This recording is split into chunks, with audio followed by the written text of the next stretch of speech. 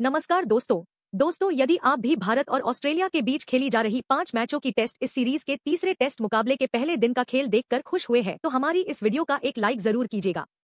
दोस्तों, आज की हमारी इस वीडियो का लाइक टारगेट सिर्फ 500 लाइक का है, तो दोस्तों हमारी इस वीडियो को दिल से लाइक जरूर करें।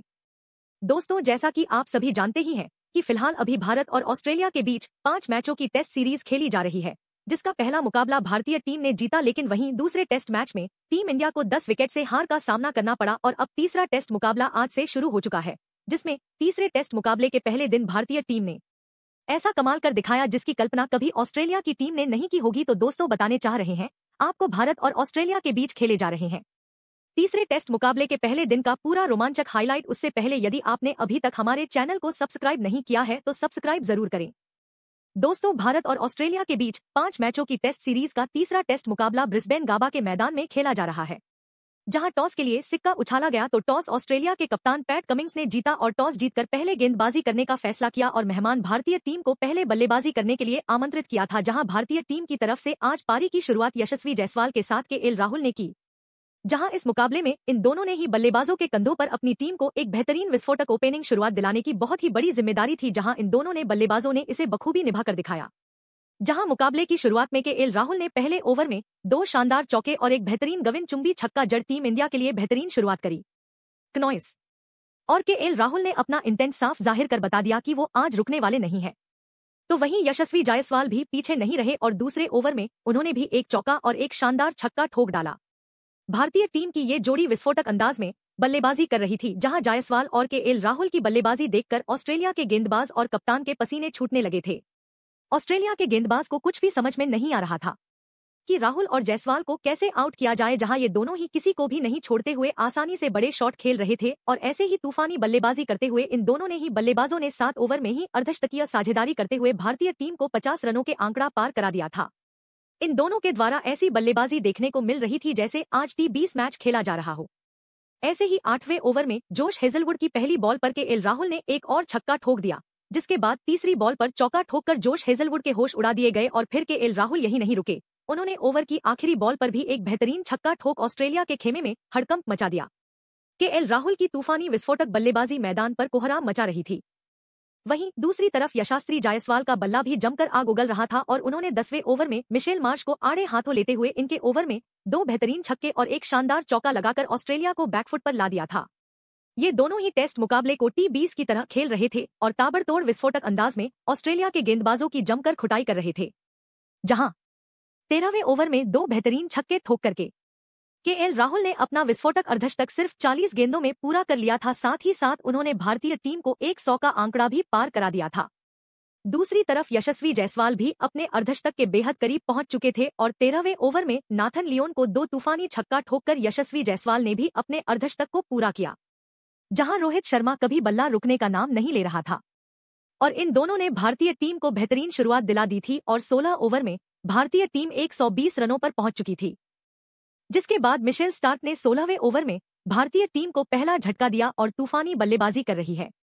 यशस्वी जायसवाल को ओवर की चौथी गेंद पर LPW आउट कर पवेलियन की नाव पकड़ाई, जहां जायसवाल आज 60 रन की तूफानी पारी खेलकर आउट हुए और अब SSP जायसवाल के आउट होने के बाद शुभमन गिल मैदान पर बल्लेबाजी करने के लिए उतरे और दोस्तों, शुभमन गिल ने मैदान पर उतरते से कवर ड्राइव के द्वारा एक बेहतरीन चौका लगाया और अपना खाता खोला। इसके बाद तो शुभमन गिल का बल्ला यही नहीं रुका और उन्होंने एक तूफानी छक्का ठोका और भारतीय टीम को 150 रनों के पार पहुंचा दिया। अब शुभमन गिल ने रोहित शर्मा के साथ साझेदारी बनाना शुरू कर दिया था और अपनी टीम के स्कोर को आगे बढ़ाने लगे थे। जहां रोहित शर्मा अपने शतक के करीब खेल रहे थे तो वहीं भारतीय टीम से 200 रनों का अगला कुछ ज्यादा दूर नहीं था। 20 ओवर में भारतीय टीम का स्कोर 180 रन हो चुका था, तो वहीं शुभमन गिल पैट कमिंस ने अगले ओवर में 2 चौके ठोककर इसे और भी नजदीक पहुंचा दिया। बस वही, इसके बाद रोहित शर्मा का बल्ला एक बार फिर चला और सबसे पहले उन्होंने फुल शॉट के जरिए बाउंसर पर एक चक्का ठोका और भारतीय टीम को 200 रनों के पार पहुंचाया। इसके बाद 2 बेहतरीन चौके लगाए और अपना तूफानी शतक बेजड़ दिया। जहां रोहित शर्मा का बल्ला आज मैदान में तूफान मचा रहा था तो वहीं शुभमन गिल भी इनसे पीछे नहीं रहे और इन्होंने जोश के ओवर में एक नजाकत भरा शॉट खेला और चौका बटोरा। इसके साथ ही अब इन दोनों के बीच में 50 रनों से ज्यादा की साझेदारी हो चुकी थी। गिल जहां अपने अर्धशतक के करीब थे तो वहीं इसके बाद अगले ओवर में रोहित शर्मा ने भी स्टार्क की गेंद पर एक गगनचुंबी छक्का ठोका और गेंद स्टेडियम की छत पर जाकर गिरी। इस प्रकार इन दोनों ने मिलकर भारतीय टीम को 250 रनों के करीब पहुंचा दिया था और दोनों के बीच अब 70 से ज्यादा की साझेदारी हो चुकी थी। लेकिन अगला ओवर लेकर आए पैट कमिंस ने भारतीय टीम को तगड़ा झटका दिया और ओवर की दूसरी गेंद पर रोहित शर्मा को जोश हेजलवुड के हाथों कैच आउट करवाकर पवेलियन की राह दिखाई, जहां रोहित शर्मा बेहतरीन 117 रन बनाकर आउट हुए और जब रोहित शर्मा आउट हुए तो लंच की घोषणा कर दी गई। इस दौरान भारतीय टीम ने 236 रन बना लिए थे और शुभमन गिल 45 रन बनाकर क्रीज पर मौजूद थे। तो वहीं लंच के बाद मुकाबला शुरू हुआ तो शुभमन गिल का साथ निभाने मैदान पर बल्लेबाजी करने के लिए किंग विराट कोहली आए और विराट कोहली ने आधे से एक बेहतरीन चौका ठोका और अपना खाता खोला। भारतीय टीम के 2 विकेट जरूर गिरे थे, लेकिन भारतीय टीम भी अच्छी स्थिति में थी। ऐसे में दबाव ऑस्ट्रेलिया की टीम पर और भी ज्यादा बढ़ चुका था। जैसे विराट कोहली ने इस ओवर में 2 चौके लगाकर और बढ़ा दिया था, वहीं शुभमन गिल का बल्ला रुकने का नाम नहीं ले रहा था और उन्होंने अगले ओवर में जोश हेजलवुड को 2 छक्के ठोके और अपना अर्धशतक पूरा किया।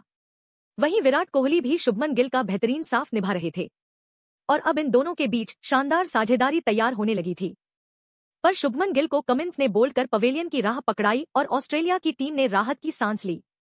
जी हां दोस्तों, भारतीय टीम को अब काफी बड़ा झटका लग चुका था और शुभमन गिल 62 रन बनाकर आउट हो चुके थे जब भारतीय टीम का स्कोर 246 रन हो चुका था। अब दोस्तों, शुभमन गिल के आउट होने के बाद मैदान पर बल्लेबाजी करने के लिए आए ऋषभ पंत, अब ऑस्ट्रेलिया की टीम ने भारतीय टीम पर दबाव बनाना चाहा, जहां ऑस्ट्रेलिया के गेंदबाज चाहते थे कि जल्द से जल्द विकेट निकाले जाए।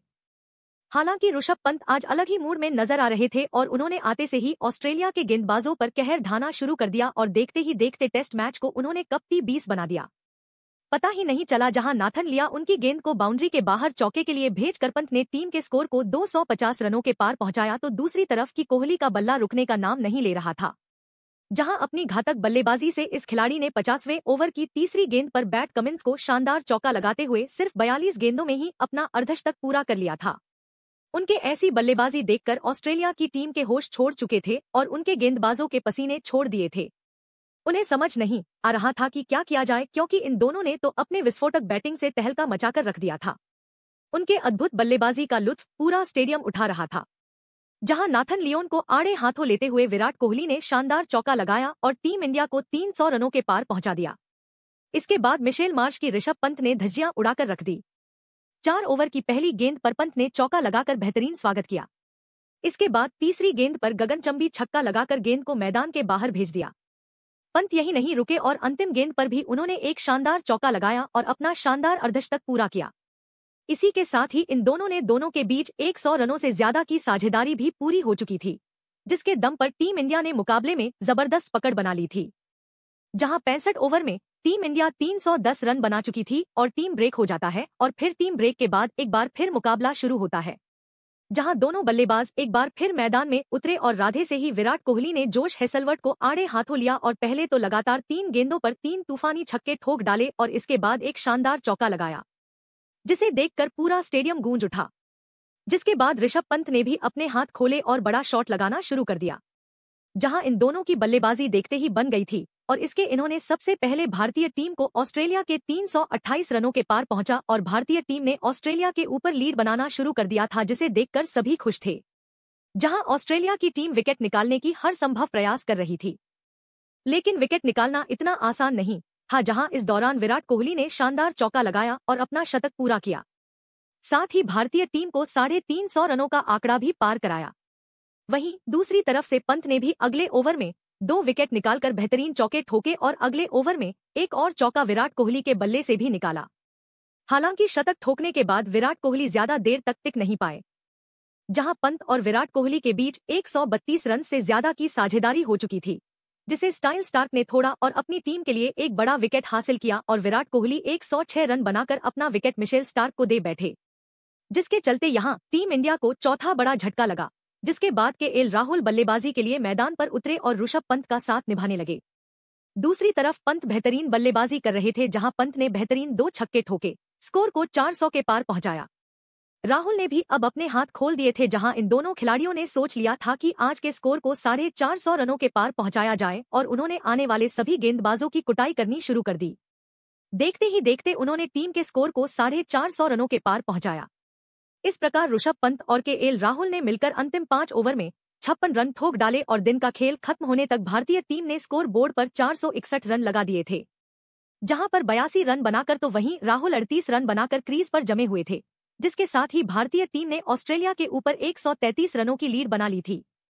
ऐसे में दोस्तों अब देखना ये होगा कि भारतीय टीम तीसरे दिन इस स्कोर को कितने आगे तक ले जाती है और रोहित शर्मा कितने स्कोर के बाद पारी को घोषित करती है। तो दोस्तों आपको क्या लगता है, कप्तान रोहित शर्मा को कितने स्कोर के बाद पारी को घोषित करना चाहिए और आप आज भारतीय टीम के प्रदर्शन को 10 में से कितने देना चाहेंगे?